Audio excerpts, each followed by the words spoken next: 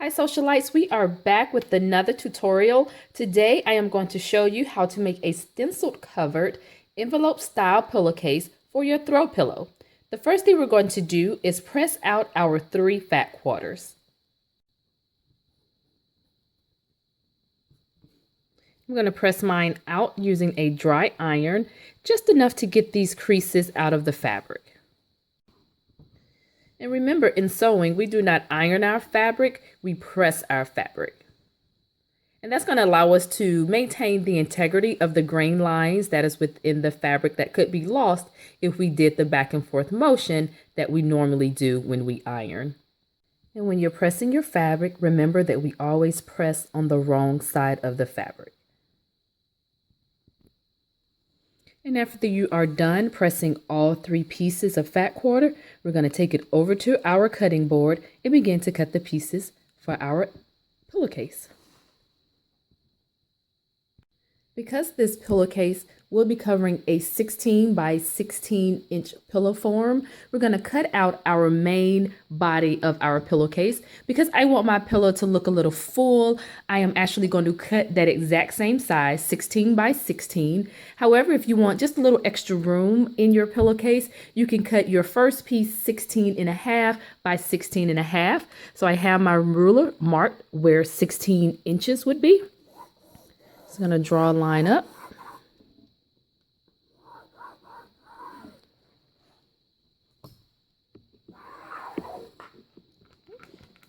And then I am going to draw a line 16 inches across.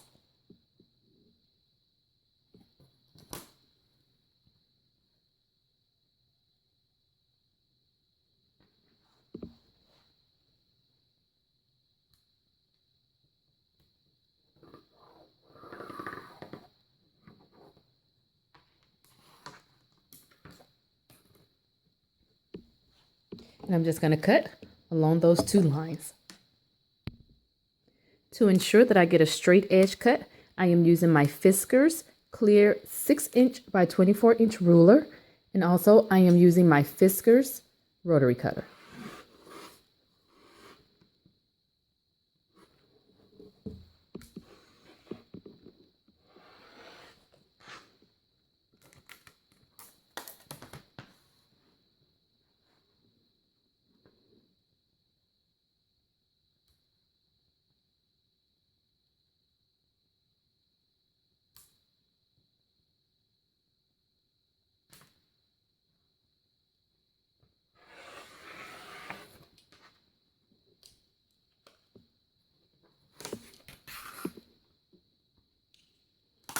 And now I have the main piece for my outer bag that measures 16 by 16. And now we're going to cut the 2 back flat pieces. And we're going to cut 2 pieces that measures 16 by 12 inches. Or again, if you wanted to have a little bit more room, you can cut out 2 pieces that measure 16 and a half by 12.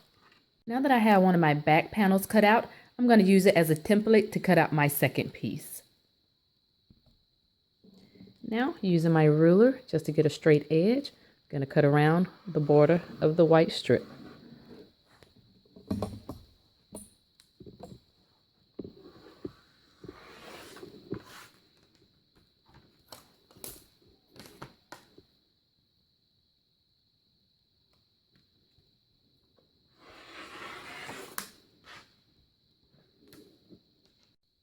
Now I have the pieces for my 2 back panels and 1 big piece for the front of my pillowcase. So now we're going to apply the trim to the front piece, and then we're going to apply our stenciling.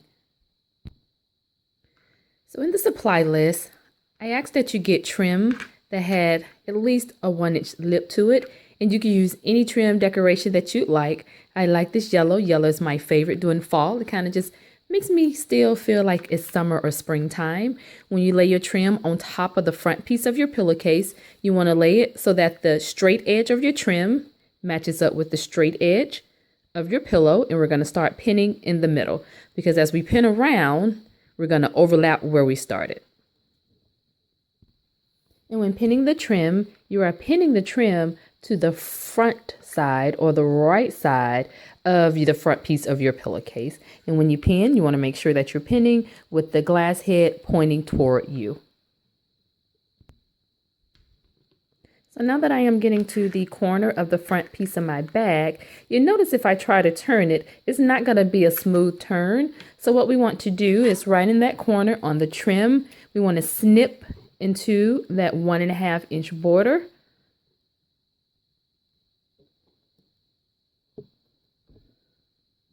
Okay, snip right into it, and then that's going to allow us to kind of pivot that so that we can continue pinning with straight edges along all the sides. Just so you can see it again, I snipped here in the corner, and you see that I've allowed it to pivot so that I can continue pinning along the straight edge of the front part of my pillowcase. And we're going to pin right here in the corner.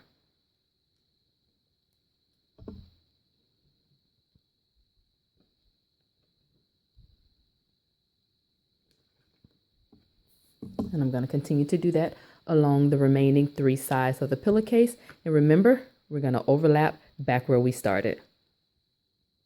I'm making my way back to where I started. We're just going to overlap about 1/2 inch, so right where your first pin is.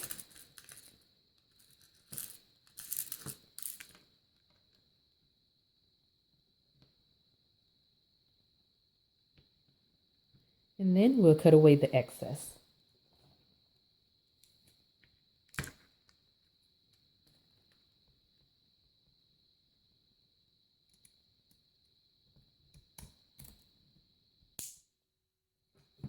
And up next is going to be the most fun part of this project, and that's going to be placing your stencil on the front piece of your pillowcase. So right now I am just using drawing paper or art paper that I got from IKEA. This is also good if you're drafting patterns. I think I paid maybe $4.99 for a roll of this, and I've had it for over a year. So you can go to IKEA, or you can use wrapping paper if you have it, brown paper at home, but you want to place something underneath the front piece of your envelope so that when we begin to stencil with the paint doesn't leave a stain onto your surface, whether it's your cutting table, whether it's a coffee table, or maybe even your kitchen counter. So just make sure you have some type of paper that would be able to catch up any paint that may soak through the front piece of your fabric when we begin to stencil. For my stencil today, I'm going to use this cute little 13-piece butterfly set that I actually found at Tuesday Morning. So if you have never gone to Tuesday Morning to look maybe for some craft items, I encourage you to do so.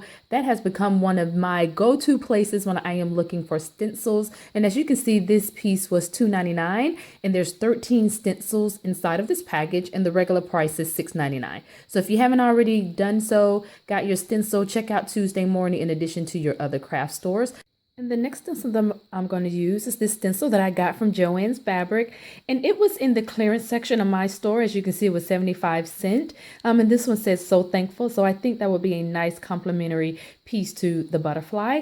And my butterfly actually was a self-adhesive stencil, but this one is not. So that is why I asked you to get either painter's tape or stencil tape, because we're going to anchor this stencil down with either one of those. So when we begin to add the paint doesn't seep underneath. And just to give me an idea that I have my second stencil on there straight, I just placed my clear ruler on one of the horizontal grid lines onto my cutting mat here, and I sort of aligned the top of that stencil with the bottom of the ruler. So here's the stencil tape. I got this from my local Michaels. I'm going to use this to anchor my second stencil down to my fabric so it doesn't shift when I get ready to apply the paint. Here's what my pillow front looks like now that I have one of my stencils taped down. However, as you begin to apply the paint, you still may want to apply some pressure to the stencil to make sure that it is completely flat so that none of the paint seeps under the laser cutout areas. So be sure to still hold it down as you're applying paint. And we are going to do that next. And for my brush, I am using a 1/2 inch brush. This is a folk art brush, and I want to say I got this from Walmart. I'm not for sure, but as you can see on the package, it says best for stenciling. And there were about 5 brushes that came into this package, but I'm going to use the 1.5 inch brush. The paint that I'm using today is going to be Waverly Chalk Paint Matte Finish, and I got this from my local Walmart, maybe for about $2.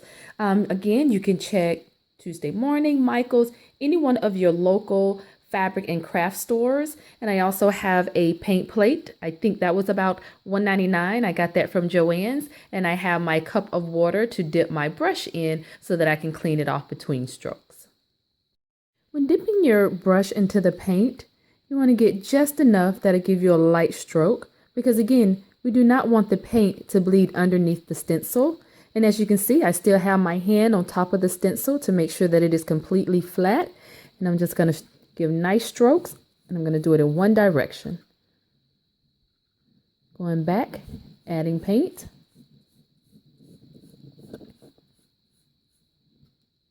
Very light strokes in one direction.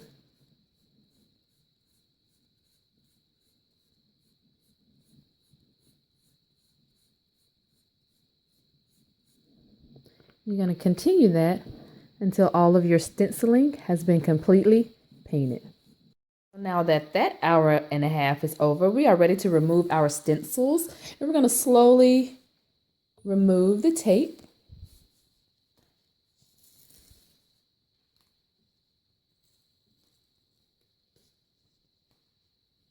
And you should begin to see your stenciling project coming into play here. Lay that out. Remove my top piece here.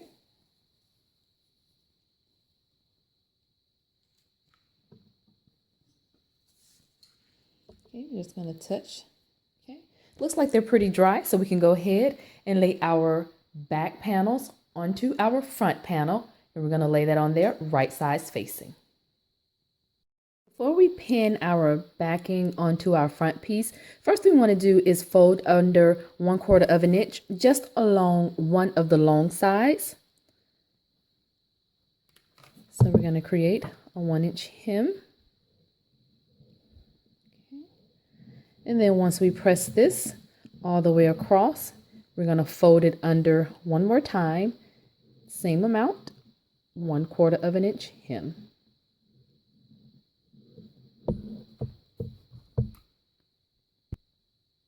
Now that I have turned under a 1/4 of an inch hem, so I folded it once and then I folded it 1/4 of an inch on itself. I've done that to both back panel pieces. I'm going to take it over to my sewing machine and top stitch both of those sides down.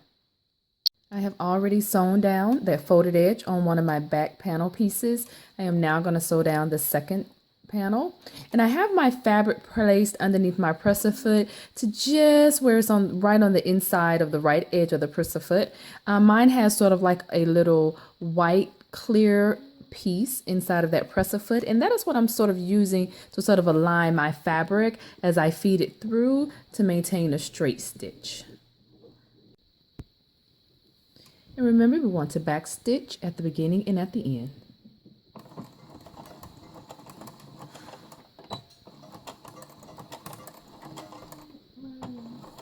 And we never sew over our pins. Take your pins out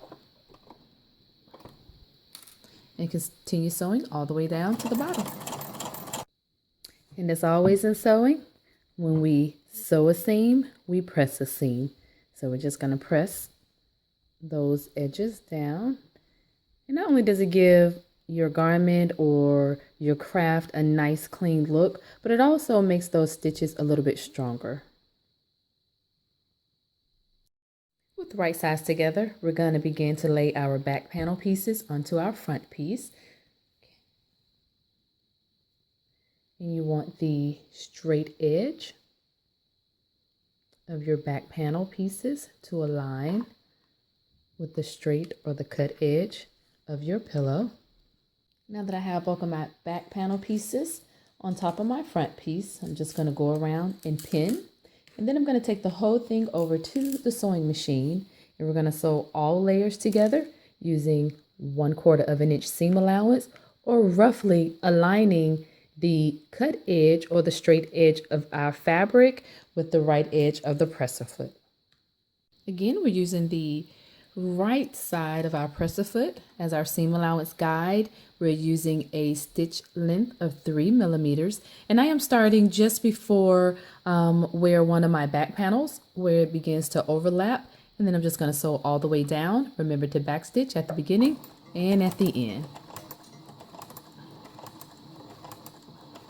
And you may want to back stitch right here at your panel, because that's where we're going to be taking the pillow in and out. So it's going to get a lot of stress and wear and tear in that area. So it's okay to back stitch to sort of reinforce the stitches to make it stronger in that area. Moving my pins as I sew. And I'm just going to go all the way down.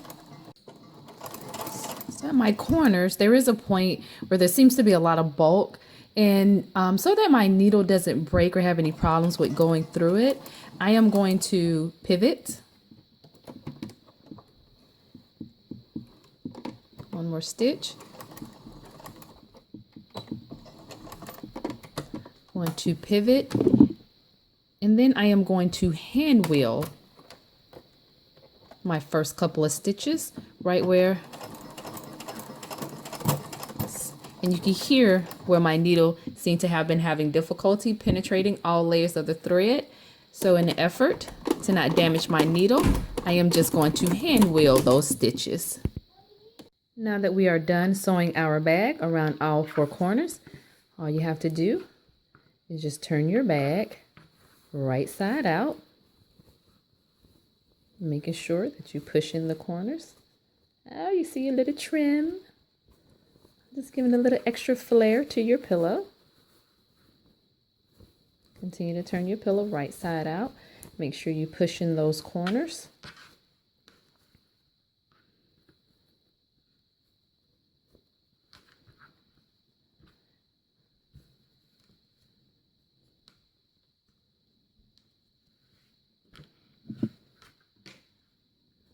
And if you've sewn it correctly, you should have one continuous trim line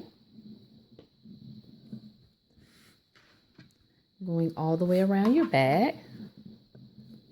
There we go. Pull those out. There we go. And then you're just going to insert your pillow. I'm going to turn it back over and insert your pillow inside of there. Okay, and then we're going to turn it over so you can see what your full pillow looks like. And after you stuff your pillow, put it in a place where you may need a little pick-me-up. And for me, that is in my sewing room. So this will be used as the backing for my chair. Thank you again for following along in this quick tutorial. If you haven't done so already, please subscribe to this channel. If you have any questions, you can always email me at elrusssew, ELLERUSSSEW @gmail.com.